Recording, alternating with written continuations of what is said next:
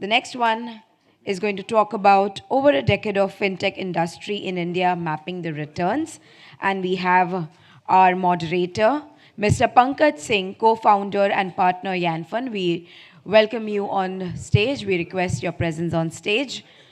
Along with our panelists and our speakers, Mr. Nikhil Marwaha, partner Vertex Ventures, Mr. Ravi Kaushik, executive director, head of Asia Flourish Ventures, Mr. Sahil Anand, founder and managing partner, Cedar-IBSi Capital, and Mr. Sam, but he's not here, I assume. Mr. Sam Subramaniam, President, Private Equity and Group Strategy Head, Bajaj Finserv. So we request Mr. Singh to lead the conversation, and our audience members, you can also join in the front. Please feel free to occupy the seats in the front. Thank you. Thank you so much.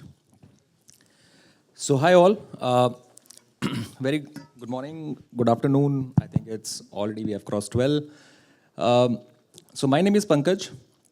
We are part of one of the, we run this entity called TFM, which is one of the largest fintech ecosystem entity. And we also invest into fintech startup via our Yarn fund. So we do every year this fintech yatra, wherein we go and we meet with a lot of fintech startups. हर साल हमने सोचा कि we hear a lot of stories on the fintech side, उनके दर्द सुनते हैं. तो हमें लगा कि क्यों ना आज VC का दर्द सुना जाए, and that's why we thought about doing this panel discussion. We will spend probably initial 5 minutes for the brief introduction from each of our panelists, and then next 30 minutes for the discussion, and then last 5 minutes we will keep it for the question and answer. We'll start with Nikhil. Oh, no, happy to. Yeah. So in introduction, we will just keep it name and about the fund and what fund do, and then. Sounds good, yeah. I'm a part of a fund called Vertex Ventures. We are an India and Southeast Asia focused fund. We're currently investing out of our fifth fund, which is a $540 million fund. Fintech is a very core part of our thesis. So we've been early investors in companies like Kisht, like Signsy, and that's a sector that we're very actively focused on. Hello everyone, my name is Ravi Kaushik. I head Asia for Flourish Ventures. We're a global fintech fund. We invest in the US and 3 emerging parts of the world, which is Latin America, Africa, and Asia. So I look at our Asia investing. Fintech, but mandate is very broad, and like him, we do all the way from seed to Series B. Hi, my name is Sahil Anand. I run a fund called Cedar Capital. We only do fintech, so we're one of the few pure play fintech funds. We don't do anything else. And in fintech, our focus is software, so enterprise software, banking software, anything B2B. That's the focus of what we do. And we have 2 companies between Bombay and Bangalore so far. Great. So as topic is like very clear, पिछले 10 साल कैसे थे fintech ecosystem के, and mapping the returns, right? So we will probably cover with how was the last 10 years for all of you when you were evaluating fintech startups in India. Of course, Cedar probably is the new in that way, but Flourish and Vertex, I think, is a very, very old fund. So would love to hear your perspective, but from your consulting side, I'm sure you must be looking to a lot of fintech startup as well. So would love to hear your perspective. How was the last 10 years on the fintech front? And of course, on the return side, we will talk post that, but would love to hear your perspective on what you have seen. Over to you, Nikhil. Sure, no, happy to start and feel free to chime in here. So I think the last 5 to 10 years for fintech has been nothing short of a roller coaster, right? I think as an ecosystem, fintech or financial services is something which is core for the entire economy to work, right? It's essentially the backbone of where a lot of transactions originate, where a lot of payment flow is. So the good thing is that India's fintech or finance ecosystem is caught up with where the country is going, right? Obviously, I don't need to mention stuff like UPI, the number of transactions. We've crossed Visa in terms of daily transactions on UPI, right? But I think the core that has happened, that has helped a lot of fintech innovation, fintech startups to come and start building is that we've created a very strong India stack, right? And that is the entire public digital infrastructure that has been created. And that's something that a lot of fintechs are very happy about today. If I look at evaluating fintech plays 10 years back, right, we were investing in a lending tech company. The first problem for them to solve was, how do I do KYC, right? How do I start? Origination is a simpler problem for me to solve, but KYC, which is so mundane, so required, how do I do that, right? Today, that's not a problem. All companies start at a level playing field today, right? So from that perspective, I think people now can focus on the real problems and the real moats in their businesses, right? Lending, for example. Today, you can focus on how do you start with the origination, right? What is your distribution mode? What is your credit underwriting? What is your collection? A lot of the underlying infra you don't need to worry about today, right? So I think that's one thing that has evolved in the entire ecosystem and has kind of helped the entire ecosystem. I think the second thing that at least we've seen is that obviously at the end of the day, a lot of fintech are consumer facing, right? And we as Indian consumers are very, very fussy. So we are one of the most difficult consumer to cater to, right? We want convenience, we want personalization, and we want it right now, right? With 10 minutes delivery, the question is, why do I spend 3 to 4 weeks to get a home loan, right? Why is that process not something which is as simple as ordering a TV on Blinkit, right? So I think that's where a lot of the innovation has driven people to think about that from a consumer standpoint, right? So consumer-centric innovation in fintech is something that we've seen come up very strongly in the last 10 years. So I think those themes are something that are very likely to continue, right? And this is something that we are also really excited about.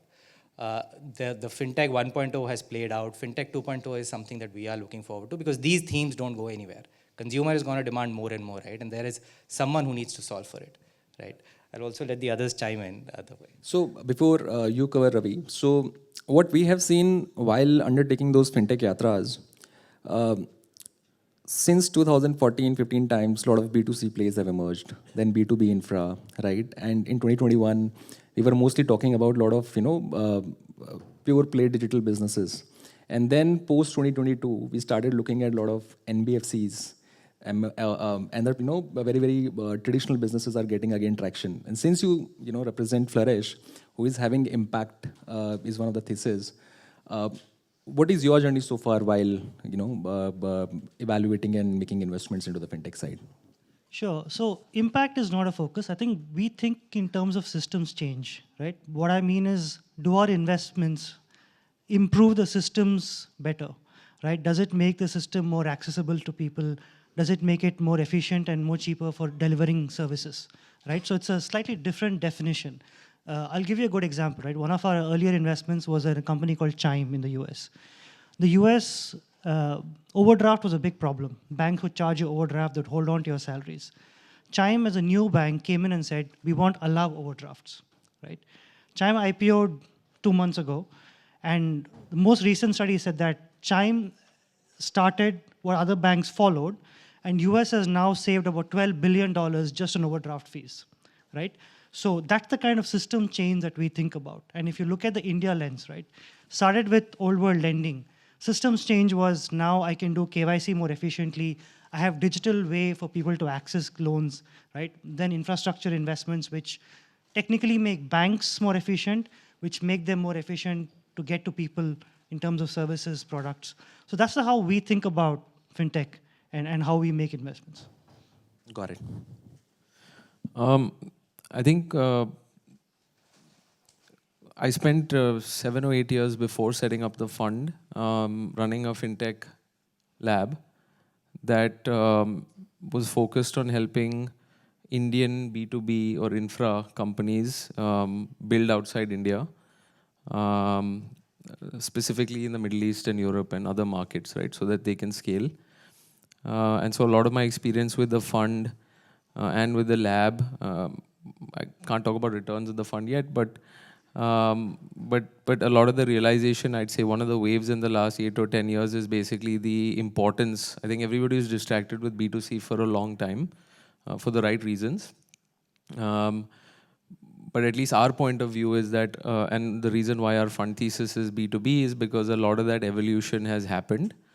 And there are white spaces, but a few white spaces left. And what that means is that now chief technology officer or chief digital officer or CIO, um, priorities are key, right? Because with outdated spaghetti infra, which we've seen with a lot of the legacy systems, there have been 20, $30 million infra type of companies born in the last 8 to 10 years that are able to win dollar revenue, that are able to integrate with legacy systems, that have realized that they can't replace an old core banking system but can work with it. And so I think for me, if we had to summarize, which is why the fund thesis is B2B, is I think a lot of the 10 years is just realization of the importance of infrastructure, because no matter what you do on the distribution side or the retail side or the consumer fintech side, I think that's what the next wave will be for the next 10 years. And I think that's where we focus. No, absolutely. Yeah. So one of the piece which I have learned while undertaking this journey, whenever we look for any opportunity, we always try to see like how the exit will happen, right? And we try to discuss, debate while evaluating those opportunities, right? Uh, specifically in your case, because you guys are investing from the last few years now, how you have seen like whether whatever the expectations you have set in 2015 while making some of the investment, it is transitioning towards the actual realization, or this is something which is still need much more detailed discussion every time to reach a point कि यार नहीं ये कर देते तो better हो जाता. So would love to hear your perspective. And then Sahil, from your side, would love to hear like, because in Cedar, I think it's been like 3 or 4 years now, right? Yeah. So would love to hear your perspective. Whenever you evaluate some of these opportunities, how do you see from an exit point of view, right? So Sure, yeah. over to you, Nikhil. Happy to. Yeah, that's always that's a difficult question to answer, right? Exit for a VC is holy grail, right? So at the end of the day, that's something that you really need to spend a lot of time on, right? And the unfortunate reality also is that it's always not in your hands, right? So there are a lot of factors that go towards driving an exit. The good part about BFSI, about fintech, is that it's a traditional sector that is evolving and that is undergoing change, right? So people understand fintech, right? In fintech, for example, people understand lending. So relatively, if you see subsectors like lending, NBFCs, right? Those are sectors which are easier to exit, right? And there are very clear metrics that people understand, public market investors understand, right? So if you look at the last 10 years, you'll see a host of lending opportunities that have actually given pretty good exits to a lot of VC and PE funds, right? What's also happened during that time is that a lot of fintechs also have started gaining scale, right? What we've seen, our experience with fintech has been that, look, fintech is a game of patience, right? Because it's a sector that has a lot of external factors that go towards driving that sector, right? So at the end of the day, people who are building in that sector need to be very patient. Investors on the cap table also need to be patient, right? But we've seen that these companies, when they scale, can become very valuable, right? And there are exits that have happened, there are listings that have happened. What you're also seeing is that a lot of late-stage funds are coming into a lot of these opportunities. For VCs like us, that provides a natural kind of a handover to some of these larger funds who are open to doing this, right? So I think if I were to look at my overall portfolio, fintech is one place where our debate on exit is relatively lesser than we have in a lot of other sectors, given that it is a sector that is exitable. But I'll also let the others kind of chime in, at least that's our experience. Yeah, I think India generally, and fintech in specific, is a binary exit situation, right? You can either sell to a larger fund who comes at a late stage, or now you can IPO. There is no M&A, right? In India, old world corporates, founders, promoters always believe in build versus buy. यार, हम खुद बना लेंगे. Why should I pay top dollar for this? So M&A as an opportunity, I hope as the market matures, that more of those opportunities start to come. But today it's either a sale to a secondary to a late stage fund, or if the company gets to a scale, then you have to IPO. Otherwise, it's a tough one, right? Now that's India, but if you look at Southeast Asia, it's even more difficult because we also look at Southeast Asia along with India, where exit opportunities, IPO markets aren't as mature as what India has achieved in the last 2-3 years. So it really is just one exit option where you hope that a late stage fund comes and buys out your stake. Got it. I have to say though, I think the, we're still to test this thesis, but I think a lot of our exit strategy or a lot of our belief, and we've seen this in my prior avatar in our fintech lab, is that there are mid to large size vendors or established banking software players that have been either on an investment or acquisition spree in terms of realizing that they can't really build every new piece of software because now even being a 7-year-old or 10-year-old B2B company may be too old with the level of disruption going on. And so be it, I think most recently Perfios with Clarify, be it Orion Pro with Arya.ai, be it, I think in our own fintech lab, out of the 60 fintechs, I think there have been at least 10 acquisitions/investments that have happened because forget the Infosys of the world. Even the 10-year-old companies have realized that they can't really build everything anymore and they need to learn by acquisition. It can be an acqui-hire in some cases, but in many cases, I think, I hope what Ravi is saying changes in terms of the investment, the exit landscape. And by the way, same thing with the banks, right? I think the banks have realized, and we work with them very closely, is that they've realized that they want more than just that customer-vendor relationship, right? At least with key vendors or key pieces of software and many, I think you name most Tier 1 Indian banks, they've set up 3-4-man teams that are saying, listen, we'll do direct investments in emerging or now Series B, C type of transactions so that we can build a deep relationship with the tech company beyond just a customer contract. So I hope that that whole exit channel unlocks even further next 5 to 10 years so that we have more options than kind of just passing the parcel, as I call it, to the next investor. Because for people like us who invest quite early, IPOs often, unfortunately, because of the life cycle of our fund, something we can't wait for, right? Especially if you have many LPs. So yeah. Got it. So my next question will be around, the conversation which you were having a while back. I'm not sure how is the audience here and how much they understand the venture ecosystem, but I'm sure startup जब बनाने निकलता है तो they face a lot of challenges and then they have their own challenges in terms of identifying investors, identifying customers, building products and all of those pieces. I really want give one perspective to the audience here when any VC fund go out in the market or when someone launch, and we have also launched just this week a new fund, and we are also realizing some of the pieces while having conversation, but would love to hear your perspective in a way. Like when, in your case specifically, right? Because you have seen that NEA enterprise journey and then Vertex, right? So what is your learning, top 3 learnings while building the fund? And so startup founder in the room can also relate what they're doing and how the VC funds are doing. Is there any similarity or not? So they can also relate कि भाई मतलब in this relationship जब दोनों घुस रहे हैं तो दोनों बहुत struggle के साथ घुस रहे हैं. It's not like something which is someone is giver and another one is taker. So over to you to share like your journey in the last 10-15 years of investing. Sure, happy to. That's a difficult question. So I think Vertex is something that obviously we are a lot more streamlined, right? But my previous journeys at some of the other funds that I worked with during a fundraise process, it's very similar to how a startup founder journey is, right? At the end of the day, there are 3 things that matter, right? So one is a very, very clear strategy. Like we ask all founders, what's your strategy and what's your differentiation? That is something that gets asked to us as well, right? Because at the end of the day, when you are raising a fund, you are a founder. You are asking for people to trust you with their money to build out on a vision that you've set out, right? So I think that journey, I would say, is very, very similar, right?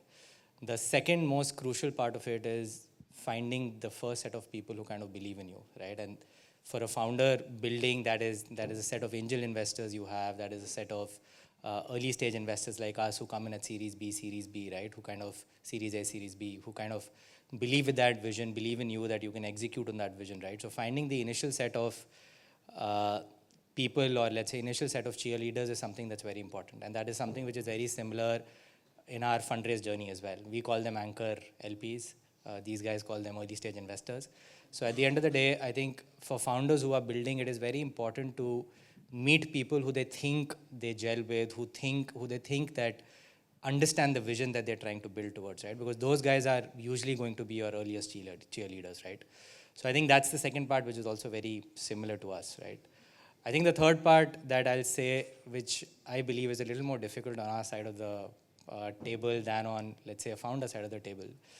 At the founder side of the table, you need to convince one investor to kind of join your journey and start building out, right? For us, to start a fund, we need 30 people who believe in you, right? So the set of people is still the same, so our conversion rate needs to be a lot higher, right? So I think, but very similar journeys, and it's also a humbling experience for us to be on the other side of the table when we are kind of raising the fund, and that also kind of helps you relate with founders, right? Because you know what the founder is going through, right? And I think being an early stage investor, being one of the earliest cheerleaders for you on the cap table, I think that's something that is very important for us when we look at opportunities. Got it. Ravi? Thanks. Nikhil, I'll give a slightly different lens to this because I've been an operator and I have raised a fund for Waterbridge Ventures. Fundraising, he's spot on. I think for a startup founder, he has to raise money and he has an extensive operations to run. A venture fund isn't operationally intensive. For a startup founder, that is probably the most difficult thing to do because he has to constantly raise money. And I think as VCs, we are like Indian consumers, right? We want our startup founders to be superheroes. They have to be good at everything. And that is a very tough bar to cross. I'll give you a good example. So at Waterbridge, I have raised capital for fund. We got Cedar-IBSi, we got a bunch of LPs. And then in my previous operating role, we did a Series B. I think it is the most difficult thing that I have done till date, raising Series B. Because it was 22, 23, nobody was investing, nobody would touch us. It took us 1 year to do it. The only thing that I'll tell you is if you're building a solid, fundamentally sound business and the founders are good, you will eventually find capital. You just have to find a way to survive long enough. If the first two are not there, which is if the business isn't sound and you don't have the right set of folks, then I'm not sure. But if those are there, then capital will come. The long journey, but it will come. They've said everything. I guess what I'll say is, and I say this often, and I think both my panelists have raised funds before, so nobody will get offended, right?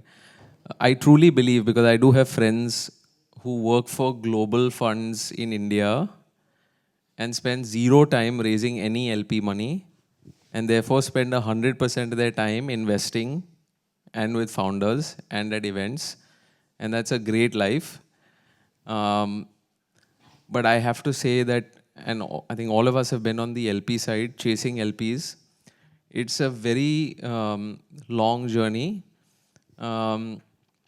And because funds are blind pools of capital and LPs don't know where we'll invest, and in today's day and age, LPs are so spoiled that they want every family office or sophisticated LP wants some point of view of where you're going to finally invest or some angle or some lens. Raising a fund is not easy. It's very, very painful, being completely honest. And I think it's extremely humbling. I think you really feel what founders feel because you've chased investors on the other side of the table, often for 2 or 3 years until you do the final close of any average fund. And so for whichever founders are in the room, I would recommend that you just, when you meet a VC and you feel like, oh, the VC is just being brash or being aggressive or being ignorant or being whatever, I think try to do some research on just the journey of setting up a fund, because I think that is also quite a journey. So that's what I would say. Yeah. Got it. Ravi, my question to you is like, we have seen whatever has happened in the ecosystem in the last 10, 15 years. In 2025, when we are sitting and we are talking, how do you see the next 5 years and 10 years, specifically into fintech? No, yeah, great question. I think there's lots of good regulatory-led change happening. For instance, I think the regulators have been very proactive in closing down businesses which are not in line with what they would prescribe as the right way to do business. I think the regulators have been very proactive on a bunch of licenses, right? Whether you look at the OBPP bond license or the cross-border payments license. right? So they have been very progressive, realizing the gaps that they need to fix. The DPDP regulation on data is a very crucial one, because I think there are lots of gaps in the current, the way the data is being, consent is taken, is being shared. All of that is really critical to get fixed. What I would like the more is, I think, more proactivity on crypto and specifically on stable coins. I think India is really behind some of the other countries in terms of not even just regulation, but even thinking, right? I think there was a draft paper that was supposed to come, I think 2 years ago. We yet to see, the finance minister spoke about stable coins being a change recently. But I think to see that really on ground is really critical, because the world is moving really fast on that. And India is the world's largest remittance country. So I would say that is, on that, I think we would need more proactivity. Got it. Sahil, he touched based upon on the regulation side. So do you think in the Indian ecosystem, have we reached the equilibrium between regulation and innovation, or the pendulum is still swinging? And of course, just to touch base on that, would love to hear your perspective on how do you see the next 5 year, 10 year in that context? I think I won't comment on regulation because the Prime Minister is probably in the building and can hear me. But I think what we've been seeing, at least, so like I said, we invest in mainly software companies, so enterprise software. We rarely will do lending or regulated type of fintech companies. Interestingly, what we see with a lot of the companies we meet now is this approach of founders building more platforms rather than a use case or a product immediately. So I think a product oriented piece of software is more rare now. I think we're seeing founders build the core capabilities of a platform that has 4 or 5 use cases within it, and then they take the platform to a CTO and then spend time brainstorming use cases. I think that's one differentiation we see a lot of. In fact, both our current companies, one is in the intelligent document processing space, where the common platform can let you do 7 or 8 things, and intelligent document extraction is just one piece of it. And even in the second company, where we have a company that's using the same platform to run a new age LOS, which is a loan origination system, and an incentive automation compensation software, right? So I think a platform build approach before building very pointed use cases, exploring the market with a bit of a platform early on, and then kind of narrowing down to your arrowheads. I think that's a trend that we're seeing in B2B at least. Got it. From you. Specifically on the regulator, obviously, I think I'll say that our regulator is more cautiously optimistic, right? So I think they are making the right kind of moves, right? So all these sandboxes, you see all regulators doing sandboxes with fintech startups, right? A lot of our startups have participated in those sandboxes. They've actually come out better because of that participation in the sandboxes, right? So I'll say that the regulators are forward-looking, but obviously I understand the lens that they are coming from, right? They need to think about more larger systematic risks that can come into the system, right? So I think from that perspective, from a regulatory standpoint, it's a level playing field at the end of the day for everyone, right? It's not that it's a different set of regulations for one company versus another company, right? It's a level playing field, and you build keeping that into account, right? So that is something that no one can do anything about, right? But I think specifically on your question, in the next 5 years, what are some of the opportunities, or what are some of the spaces that we are looking at, right? So I think I'll touch upon, obviously I touched upon the consumer-facing part of it, right? So obviously India still is a credit-starved nation, right? So there is lending, right? But in lending, there are multiple models coming up. There is income proof is now moving more towards income assessment, right? So there are companies who are trying to figure out how can they get more data to kind of give loans to people who they were not able to give loans to, right? So I think that part of the segment we see is something that is coming up. So we invested in a solar asset financing company called Metafin. They are focused more on the rural entrepreneur space part of it, right? So that's something that they are working on. What we're also seeing is that wealth 2.0, right? So wealth 1.0, equity, SIPs, mutual funds, all that has played out well, right? And I'm sure everyone here knows some of the stats, right? But if you look at it, there is still about $2.5 trillion of deposits sitting in our financial system. And you add another 1/3 maybe in terms of savings, right? all that is something that will ultimately need a place to go to, right? Because at the end of the day, those are 5 to 7 to 8% yielding assets, right?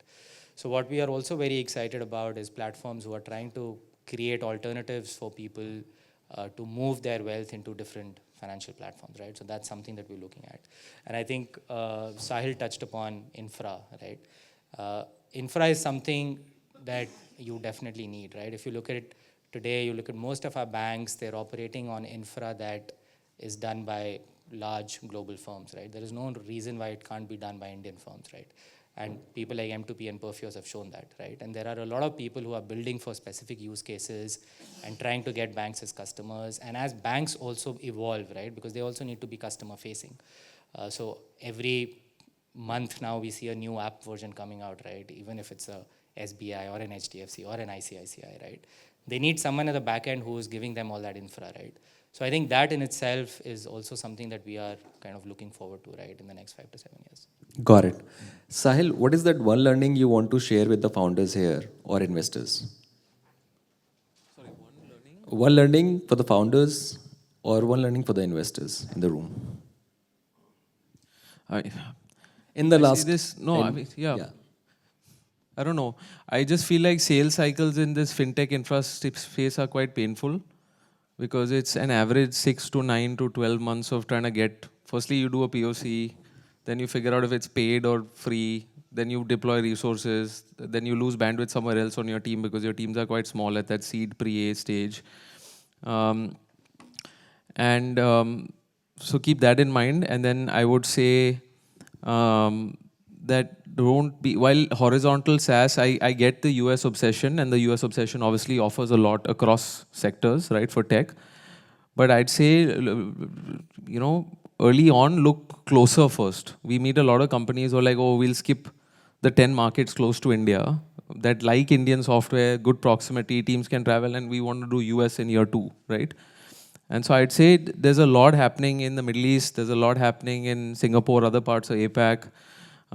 There's a lot obviously happening in the MENA, in the Africa part of the region. Europe, people forget, has banks, but it has hundreds of building societies and all kinds of other formats of people who can play with your software before. I think the US thing, I would just say we tell founders that calm down on that for a few years, try to build some dollar revenue, at least your next 10, 15, 17, $20 million can come just from the Middle East and 2 other markets, right? So that's what I would say. Since this is fintech, I would say that I think fintech founders need to embrace regulation and compliance.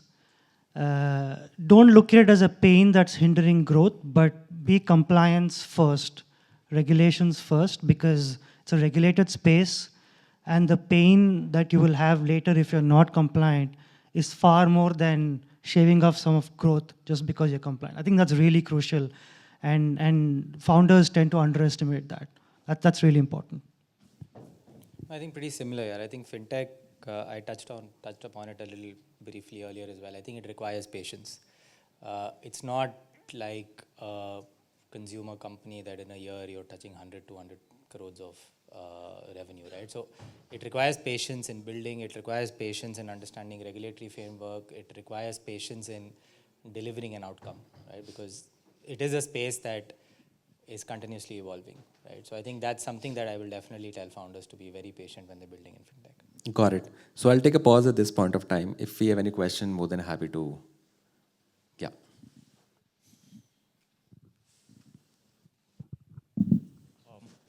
Hi, Nikhil, Ravi. I guess you guys spoke about Perfios building infrastructure and a lot about regulations being important. So with DPDP, RBI, ULI, and in the market where Perfios and Decentro kind of products have, saturated market with integrations, what market scope do you see? Second, growth opportunities and exits in this space.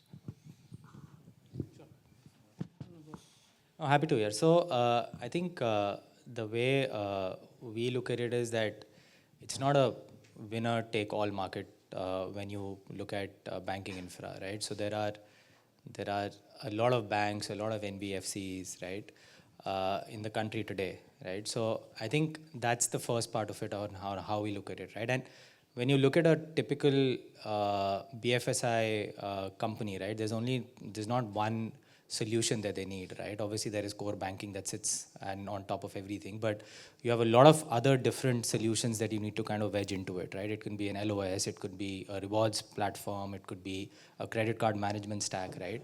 So at the end of the day, no one company can create world-class products across the entire value chain, right? And that's why in the ecosystem, you'll see a lot of companies trying to build wedges by taking some of these workflows into the products that they're creating, get into an institution and then try and upsell, right? So I think that's where it is.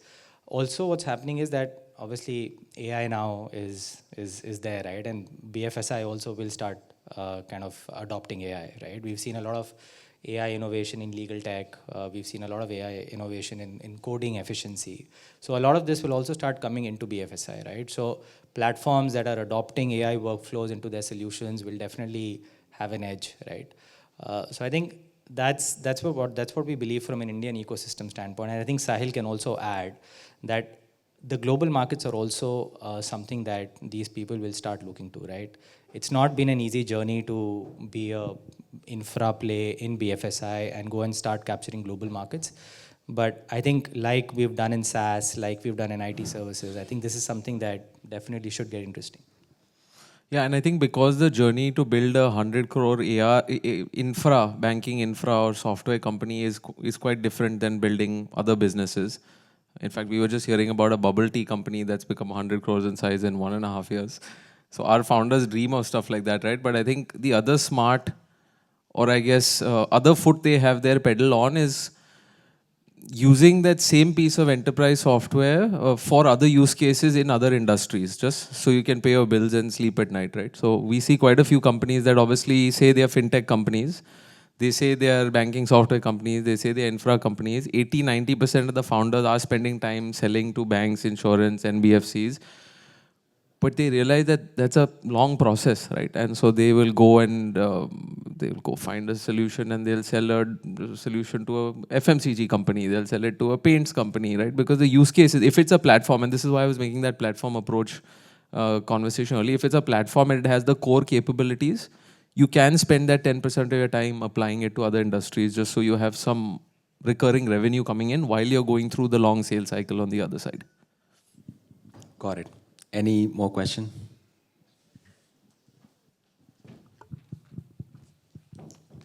Hello, I'm Yuga and I have my own tech companies in New York, Dubai, Barbados and India. I've raised $5 million in seed, pre-seed. And my next step is definitely to go to VC.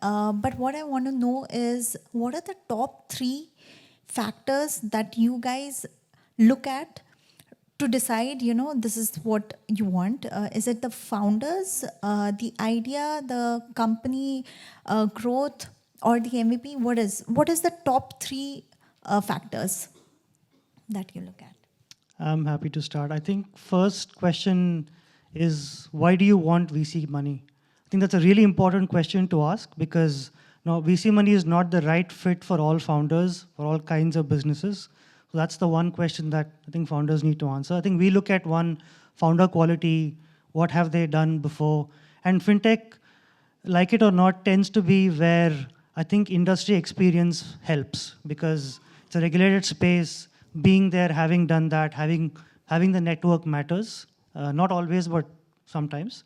I think the second one is we look at how large the opportunity can be. Like, I think one of the things that we evaluate is, can this become a $100 million business? He spoke about 100 crore, but eventually, I think folks make money if it becomes a $100 million business. So the paths to that should be fairly clear.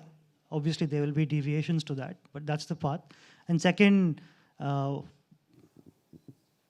it matters if it's highly competitive versus it's a niche. If there's a lot of competition, then it's hard to get funded if you're the 6th, 7th, 8th player. We covered it. Quite standard, yeah. Thank you. Thank you so much.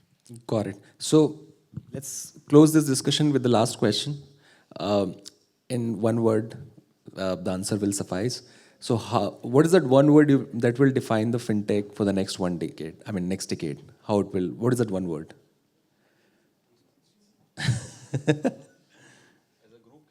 Yeah, as a group you can do. Yeah. I'm happy to. I think two words: proactive regulation. Got it.